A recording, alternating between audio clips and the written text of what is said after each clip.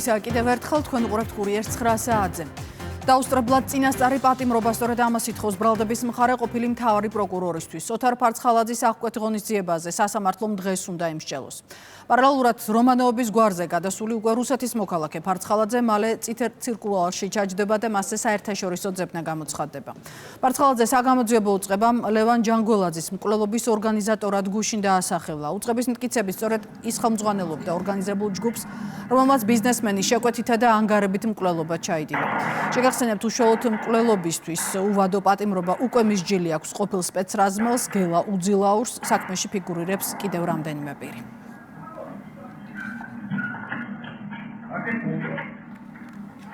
როგორ უნდა დარეგულირდეს ქვეყანაში პროდუქტებზე ფასები სასურველი შედეგის მისაღწევად არ არის გამორიცხული სისხლის სამართლის კოდექსში წინა ხელისუფლების დროს ამოღებული ანტიმონოპოლიური მუხლები დაბრუნდეს. თემაზე მსჯელობა საკანონმდებლო ორგანო საგაზაფხულო სესიის გახსნისთანავე დაიწყებს. საკითხზე უკვე მუშაობს კონკურენციის სააგენტო და ანტიკორუფციული სამსახური. გაზრდილია თუ არა ხელოვნურად ქვეყანაში პროდუქტების ღირებულება, მმართველ გუნდში ამბობენ, რომ სავარაუდო კარტელების აღმოჩენის შემთხვევაში სახელმწიფოს რეაგირება მკაცრი იქნება და პროცესში სუსიც ჩაერთვება.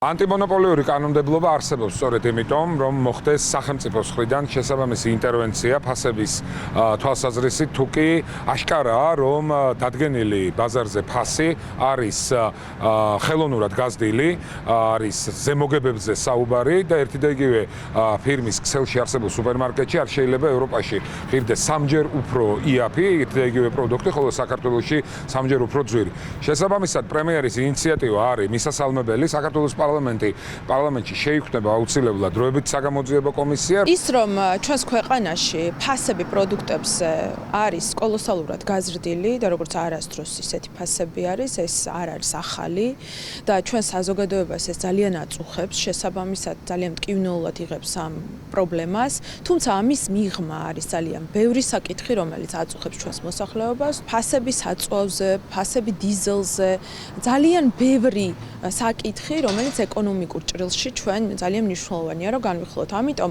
ის დაგეგმილი აქტივობები, რომელსაც გეგმავს ოცნების მთავრობა, რა თქმა უნდა გაფართოვდეს. ჩვენი ვალდებულება და პასუხისმგებლობა არის რომ პროაქტიულად ვიმუშაოთ ამ საკითხებზე, მათ შორის საქართველოს პარლამენტში და ყველაფერი ამის ფონზე, როდესაც ჩვენ ხედავთ რომ შინაარსობრივ დისკუსიაში კი არ შემოდიან რადიკალური ოპოზიციის წარმომადგენლები, არამედ მაღალ ფასებს იცავენ. უკვე ესეც ბევრი რამეზე მეტყველებს, რომ მათ გააჩნიათ ინტერესები, რაც საკუთარი თავისთვის არის საინტერესო და საზოგადოების ინტერესი, ჩვენი მოქალაქეები მათ საერთოდ არ აინტერესებთ.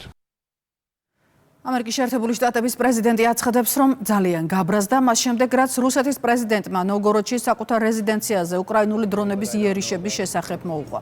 ამასთან ერთად ტრამპმა არც ის გამორიცხა, რომ შესაძლოა უკრაინას პუტინის რეზიდენციაზე დარტყმა არ მიუტანია. ამერიკის შეერთებული შტატების პრეზიდენტმა ისიც თქვა, რომ თავის დროზე უკრაინას შორმანძილზე მოქმედი ტომოჰავკის ტიპის რაკეტების გადაცემაზე უარი უთხრა. საკითხზე ისაუბრა უკრაინის პრეზიდენტმაც, მან ტყუილი უწოდა სერგეი ლავროვის განცხადებას, რომლის მიხედვითაც უკრაინულმა დრონებმა ნოვგოროდის ოლქში პუტინის საცხოვრებელი დაბომბეს. ვოლდიმერ ზელენსკი აცხადებს, რომ აღნიშნული ყალბი ამბავი რუსეთს კიევის სამთავრობო კვარტალზე დაგეგმილი თავდასხმის გასამართლებლად სჭირდება.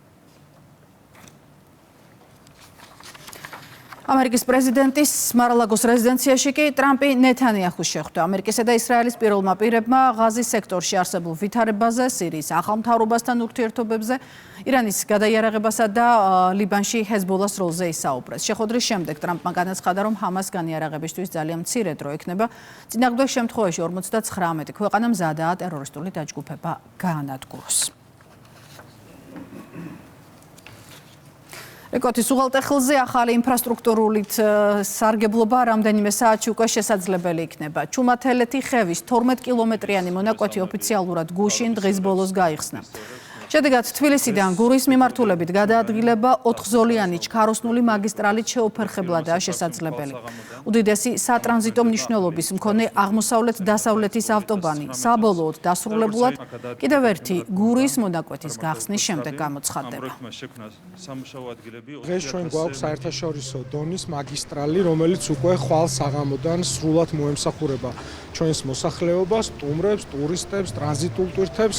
მე ვფიქრობ, რომ ეს ჩვენი ქვეყნისთვის ერთ-ერთი ყველაზე მნიშვნელოვანი პროექტი არის ალბათ ბოლო 10 წლეულების განმავლობაში და მინდა ყველას გულითადად მიულოცო, ყველას აბსოლუტურად ყველა საქართველოს მოქალაქეს ამ პროექტის წარმატებით დასრულება. ამ პროექტის დასრულების შედეგად შესაძლებელი ხდება თბილისიდან სამტრედიამდე სულ რაღაც 2 საათნახევარში 3 საათში ჩასვლა. მშენებლობის პროცესში მიმდინარეობდა როგორც საავტომობილო გზების დეპარტამენტიდან, ისე საერთაშორისო საზედამხედველო კომპანიის მხრიდან ჭიდრო მონიტორინგი, გამოყენებული არის უმაღლესი ხარისხის მასალა, ხოლო დაცული არის საერთაშორისო უსაფრთხოების ნორმები. უამიდობის გამო შეზღუდვებია გზებზე გომი, სავანეს მონაკვეთზე აკრძალულია მისაბმელიანი და ნახევრად მისაბმელიანი ავტოტრანსპორტის მოძრაობა. კობი გუდაურის მონაკვეთზე კი შეზღუდვა უკვე მოიხსნა. მოძრაობა თავისუფალია იმერეთში, სადაც გზების გაწმენითი სამუშაოები გრძელდება. რაც შეეხება სამეგრელოს ზუგდიდის მუნიციპალიტეტში 22 ერთეულის სპეცტექნიკა ამ დრომდე მუშაობს, იყრება ტექნიკური მარილი. უამიდობამ დასავლეთ საქართველოში ელექტროგადამცემი ხაზებიც დააზიანა ელექტროენერგია შეფერხებით მიეწოდება იმერეთისა და სამეგრელოს ნაწილს.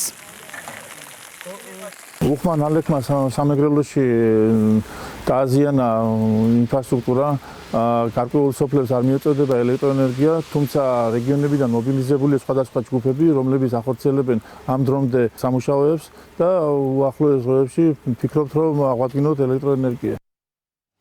უკვე თითქმის გასულ წელს საჯამებს ეროვნული სატყეო სააგენტო უწყების მონაცემებით 2025 წელს სააგენტოს წარმომადგენლებმა სამართალდარღვევის 900-მდე ფაქტი გამოავლინეს. ჩამორთმეული და საქმიან ეზოებში დასაწყობებული ხის მოცულობამ კი 1700-ზე მეტი კუბური მეტრე შეადგინა.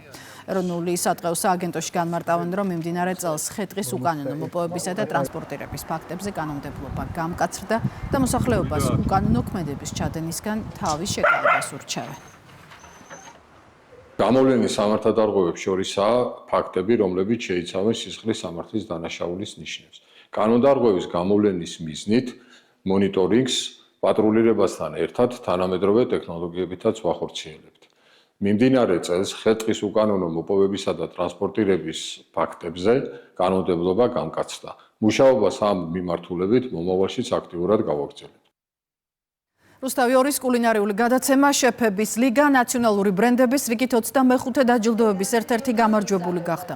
გადაცემამ აღიარება ნომინაციაში წარმატებული ტელეპროექტი მოიპოვა, გამოვლინდნენ სხვა გამარჯვებულებიც. ორგანიზატორების განმარტებით ყოველწლიური დაჯილდოების მიზანი კომპანიების ჯანსაღი კონკურენციის მეთოდებისა და ტექნოლოგიების დამკვიდრების მხარდაჭერა. ეს ჯილდო ჩვენთვის იყო სიურპრიზი. ჩვენ არ ვიცოდით, ესე უცად დაგვირეკეს და გითხეს, რომ ჩვენ გავიმარჯვეთ. ძალიან დიდი მადლობა ორგანიზატორებს, ძალიან დიდი მადლობა იმისთვის, რომ ჩვენ აგვარჩიეს, ჩვენთვის ეს ძალიან საამაყოვარი. მნიშვნელოვანი როდესაც ქართულ საქმეს აკეთებ და ეს საქმე ფასდება. ჩვენ ამ წლების განმავლობაში აღმოვაჩინეთ ძალიან მნიშვნელოვანი და კარგი მზარეულები, შეფები და ამას კვლავ ვაგრძელებთ. მალე მე-6 სეზონით შემიძლია დავაანონსო, რომ გვექნება 2026 წელს. ვიხარია კულინარიის პოპულარიზაცია საქართველოში და ეს ჯილდო ჩვენთვის ძალიან მნიშვნელოვანია, იმიტომ რომ უფრო დიდ мотивაციას გვაძლევს. პროექტმა გაუძლო დროს, როგორც ხედავთ, არის ისეთივე ჩინაარსიანი, პომპეზური ქართული ბრენდების დაჯილდოების ცერემონიალი. მე მინდა ყველა გამარჯვებულს მიულოცო გამარჯვება. გვიანობამდე გაგრძელდა წინა საახალწლო კონცერტი დედოფლის წყაროში. სცენაზე ცნობილი მომღერლები იდგნენ. მანამდე კულტურის სახლის მიმდებარე ტერიტორიაზე იყო საბავშვო აქტივობები, ზღაპრის გმირების წარმოდგენები და მუსიკალური ნომრები. ღონისძიებაზე მოსულ პატარებს თოვლის პაპა მასპინძლობდა. არაჩვეულებრივი საზეიმო განწყობა არის დედოფლის წყაროში. საახალწლო კონცერტი არის საქართველოს მთავრობის ინიციატივით. ძალიან ბედნიერი არის ხალხი და ძალიან სასიკეთო განწყობით ველოდები დამდეგის დაგროვას. დიდუბის რაიონში მცხოვრებ სოციალურად დაუცველ და მრავალშვილიან ოჯახებს, ასევე შშმ პირებს დამდეგი შობა ახალი წელი მიულოცა რაიონის მაჟორიტარმა დეპუტატმა. კივიჩ ხარტიშვილმა მოქალაქეებს საახალწლო ნობათი, მათ შორის სხვადასხვა სახის საყოფაცხოვრებო ტექნიკა გადასცა. საკრებულოს დეპუტატი ამ მიზნით რამდენიმე მისამართზე იმყოფებოდა. დიდუბის რაიონში კერძო კომპანიასთან ერთად სოციალურად დაუცველ ოჯახებს, მრავალშვილიან ოჯახებს და შეზღუდული შესაძლებლობის მქონე ოჯახებს გადავეცით საყოფაცხოვრებო ტექნიკა, საშობაო ნობათები და მეულოცეთ დამდეგი შობა ახალი წელი. ვერთდებით აღნიშნულ ინიციატივას და მხარული ვართ, რომ გვაქვს შესაძლებლობა წინა საახალწლოდ გავახაროთ ოჯახები და მცირედით მაინც შევუმსუბუქოთ ყოველდღიურობა საყოფაცხოვრებო ტექნიკის გადაცემით. დღის ამბების ნახევარცლა ჩვენს ვებგვერდზე rusthavi2.gi შეგიძლიათ. კურიერი 9-ზე ამით დასრულებულია. მე 10-ზე ისევ დაგიბრუნდებით. დრაფით.